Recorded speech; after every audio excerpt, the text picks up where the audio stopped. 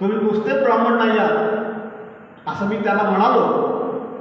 ते म्हणाले तुम्हाला माझं नाव कसं माहिती? म्हटलं बापूसाहेब तुझं कार्यच तुमचं नाव सांगते ना. तुम्ही जे काही कार्य करतात, तुम्ही ज्ञानाचा प्रसार करता.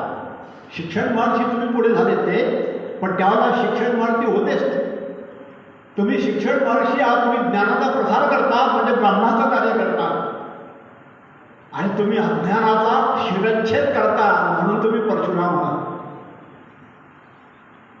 दोन्ही व्यक्तिमत्व एकत्र अशी जोडलेली ही मी बापूसाहेबांमध्ये पाहिलं.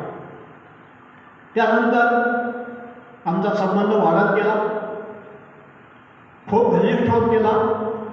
आंतरिक भावबंध अधिक जवळ असे जोडल्या गेले. आणि त्यांचं कार्य वेगळं होतं, माझं कार्य